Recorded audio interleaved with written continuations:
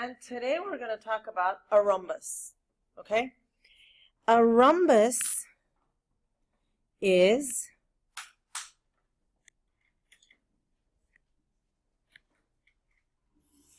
a quadrilateral with all four sides congruent. So yesterday, as a subset of parallelograms, we said rectangles were quadrilaterals with four congruent angles. Now I have a rhombus, which is it's a quadrilateral with four congruent sides.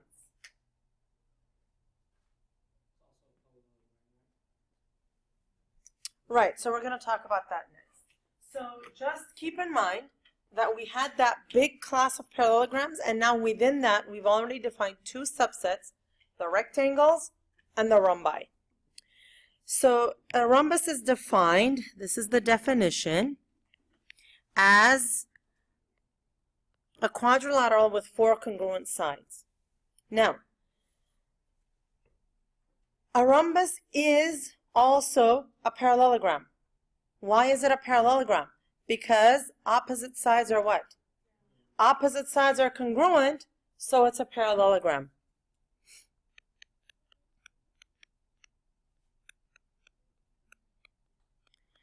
Therefore, all of the properties of parallelograms apply. I meant to say parallelogram here, not parallel. Okay?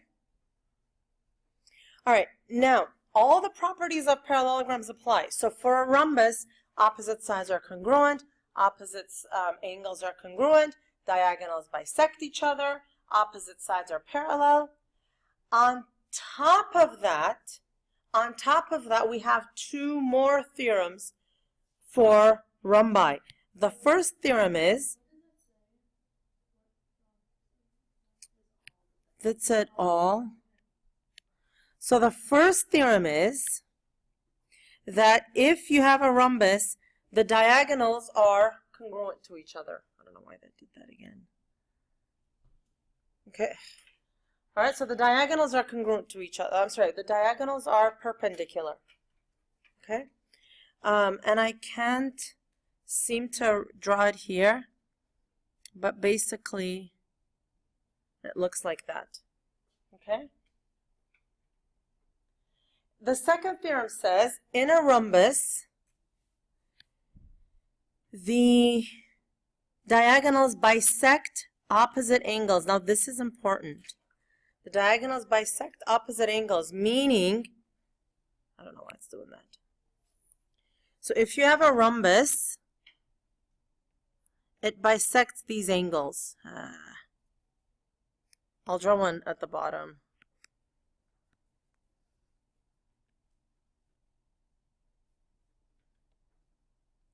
It bisects this angle, and this diagonal bisects these angles. Okay? So those are the properties of a rhombus. And you have to know all of the properties of a rhombus. All of the ones for the parallelogram also apply. Okay, here we have rhombus ABCD. We have that AB is 2x plus 3, BC is 5x, and measure of angle ABC is this. Now you have to find x. Okay, now when you have a rhombus, all the sides are congruent to each other, right? So it doesn't matter whether this and this are opposite sides, consecutive sides. It doesn't matter. Just by virtue of being a side, they have to equal one another, okay? So all sides are congruent. Meaning 2x plus 3 is equal to 5x. So 3 is equal to 3x. X is equal to 1. Now, if x is equal to 1, how big is AD? AD is one of the sides, and all the sides are congruent. So I can take 1 and plug it into any of my sides and get AD, right? So 5 times 1 is 5. So BC is 5, and AB is 5, and AD is 5. They're all 5. Now, measure of angle ABC is, how big? 82. ABC is 82. This one. So we need to find AEB. This one is 90. AEB is 90. ADB is this one. It's 41. So how do I know that it's 41? I know that it's 41 because opposite angles are congruent to each other and the diagonal bisects the angle. So each one is 41, 41. BCD, this one, consecutive angles are supplementary. So it's 90 minus 82, which is 98 degrees. Sure. And angle DAC, which is this one, right? So if this is 98, then this is 49 and 49 because the diagonal bisects the angle.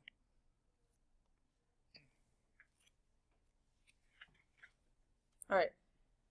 Now, in the next proof, we have to prove theorem 6.15, which says that in a rhombus, the diagonals are congruent to each other. I'm sorry, they're perpendicular to each other. So what I want to do is I want to first show that angle PTS and PTQ are right angles. How do I show that PTS and PTQ are right angles? So I have to show angle PTS and angle PTQ are right angles. How do I do that? I have to show that those two angles are supplementary and congruent. All right, because if two angles are supplementary, what do they add up to? 180. Now, if they're congruent, how big is each one? 90. Okay, so by showing they are supplementary and congruent. So, oh my goodness.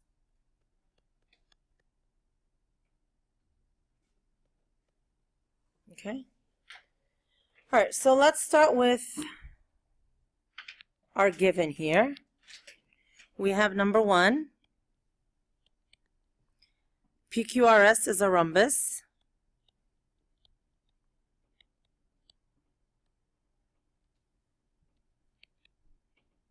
Number 2. So how do I want to do this? I want to show that those two angles are congruent. Meaning, first I want to show that these two triangles are congruent. Because if the triangles are congruent, their respective angles are congruent. And I know that they're supplementary because it's a linear pair. So to show that those two triangles are congruent, I'm going to say first, PT is congruent to PT because reflexive property says so.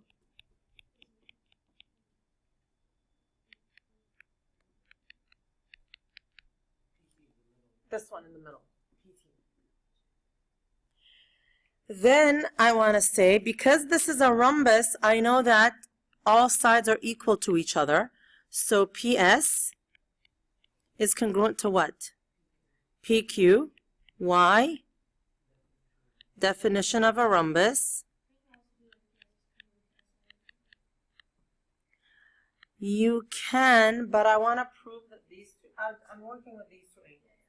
So, yeah. And then number 4,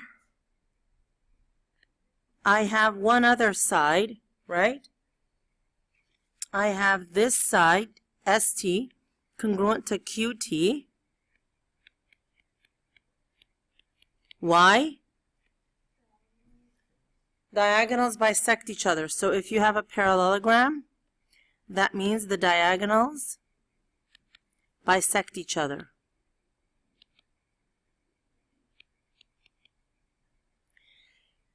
Now I can say that those two triangles are congruent. So it's triangle PTS congruent to triangle PTQ, right? SSS. All right, so what's next? Now I say angle PTS is congruent to angle, what was it, PTQ, CPCTC.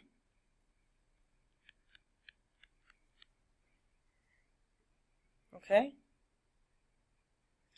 Number 7.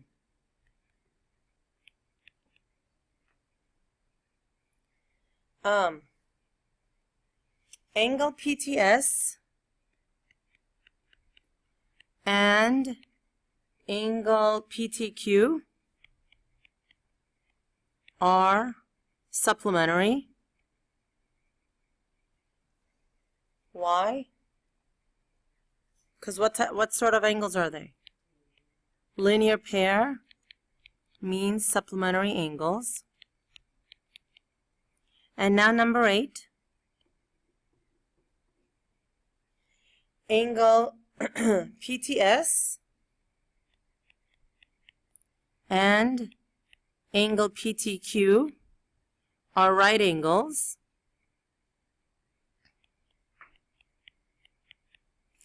And remember there was a corollary that said if two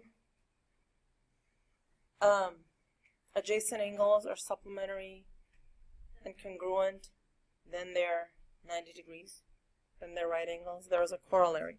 So two angles congruent and supplementary means they're right angles.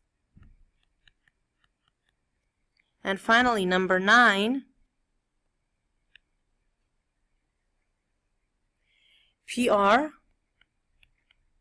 is perpendicular to SQ, definition of perpendicular lines. And there you have it. All right. So one day,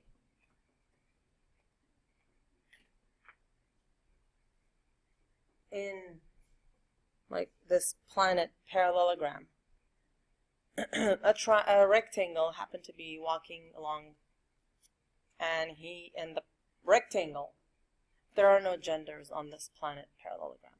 So this rectangle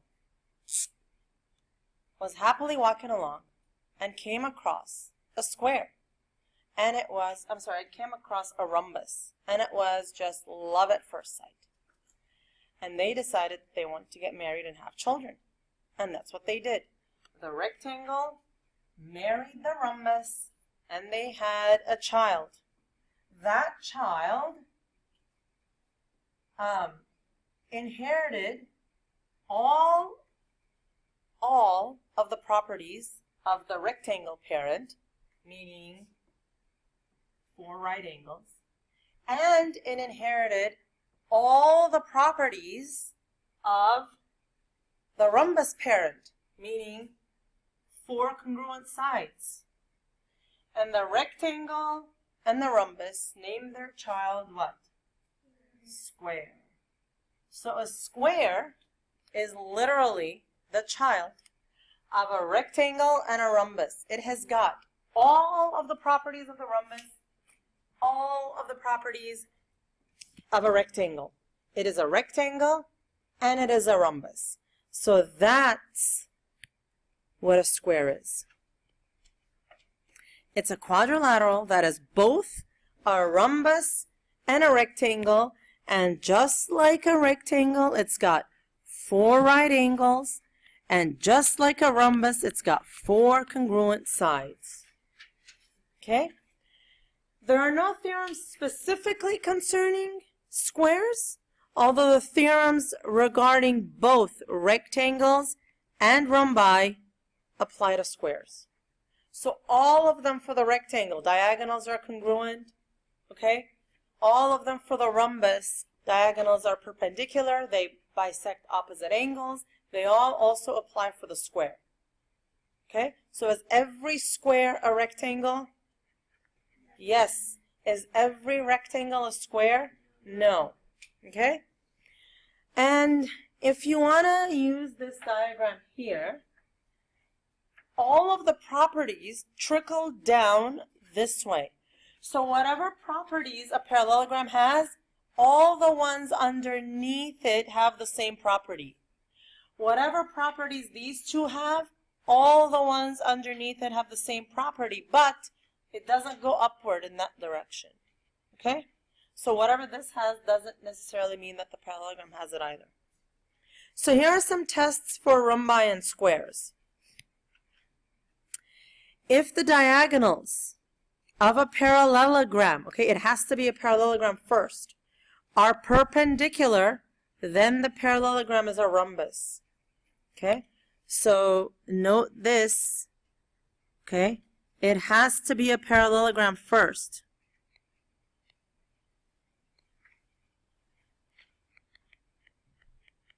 All right? Another one.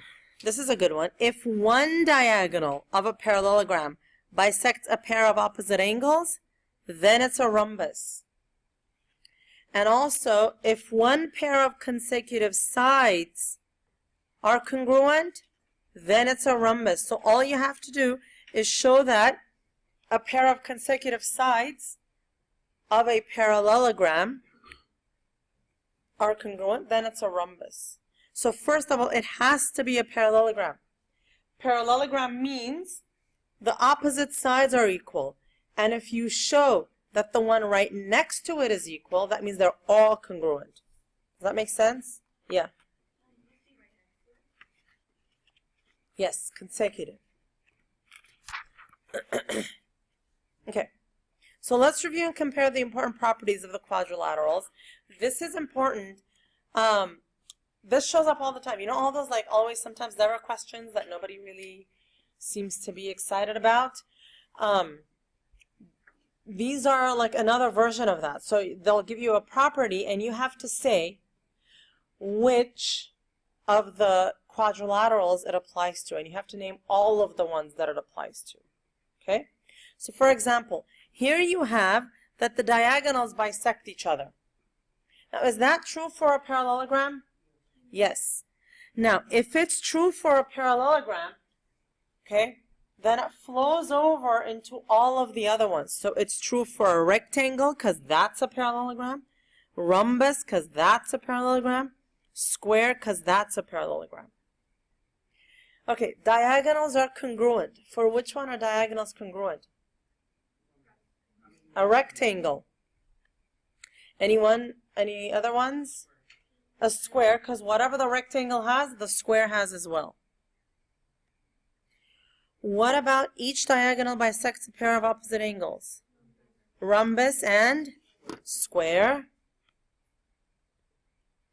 What about the diagonals are perpendicular? Oh, I did this wrong. This should be rhombus, and this should be rhombus and square. Okay? All right, so last page. Given each set of vertices,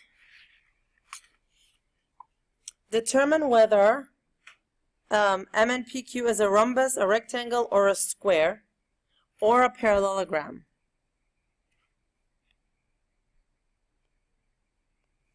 List all that apply. Okay, so M is at 0 and 3. N is here.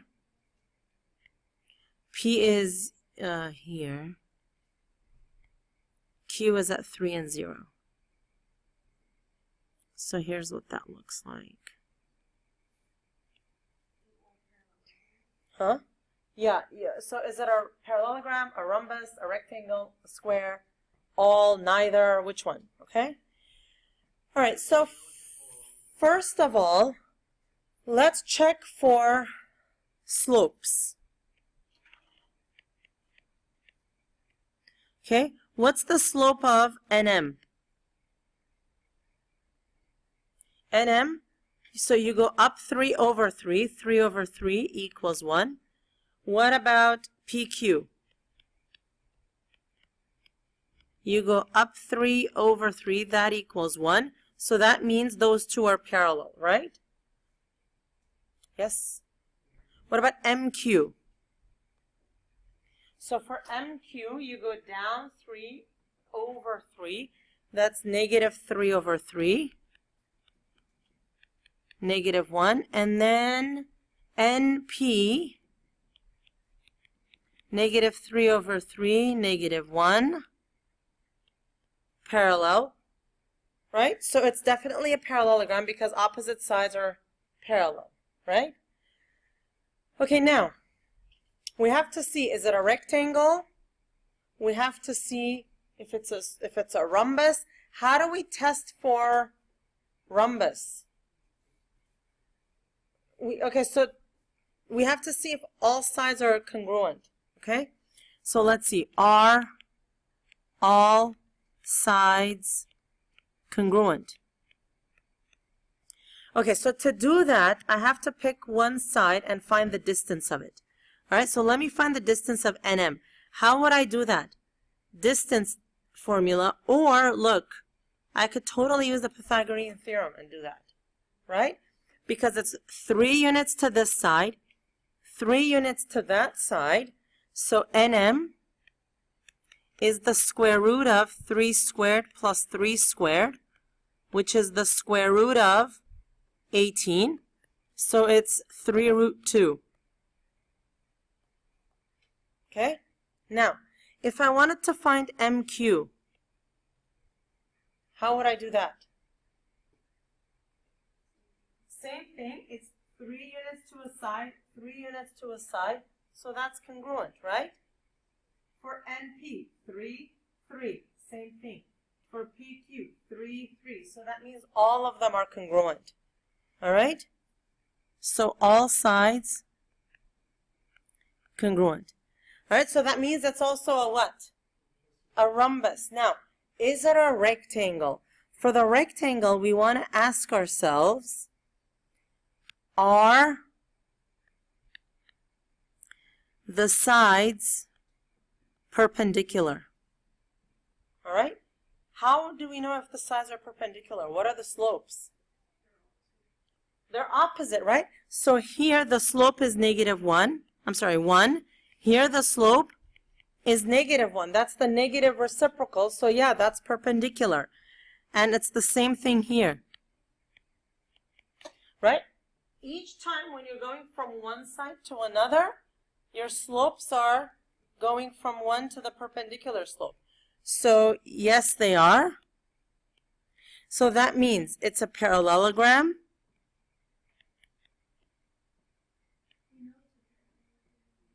We know it's a parallelogram from here.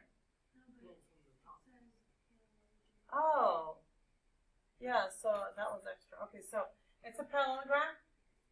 It's also a rhombus, a rectangle, and a square. Okay? Rhombus, rectangle, square. Okay, next one. Let's draw this. M is negative 4, 0. N is negative 3, 3. P is 2 and 2. And what's Q? 1 and negative 1.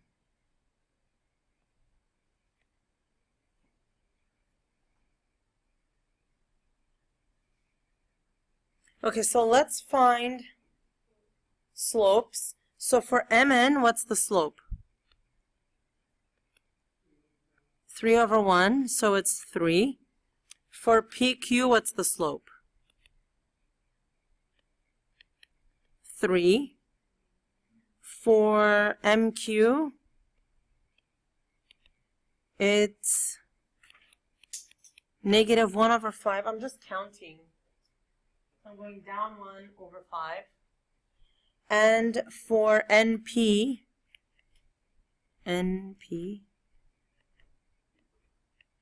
negative 1 over 5. So opposite sides are parallel, meaning it's a parallelogram, yes. But what else? It's not a rectangle. Why? Because the slope here is 3, and here it's negative 1 over 5. Those are not perpendicular slopes, right? So it's not a rectangle. Is it a rhombus? Are the sides congruent to each other? Clearly it's not. How would you show it? You would do distance formula for MN and NP, and you would clearly see that they're not equal to each other. So it's not a rhombus. It means it can't be a square. It's not a rectangle. This is just a plain old parallelogram. Okay? So it's a parallelogram only.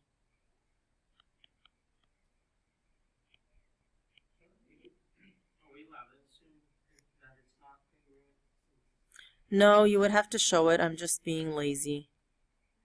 All right? So you would have to show by the distance formula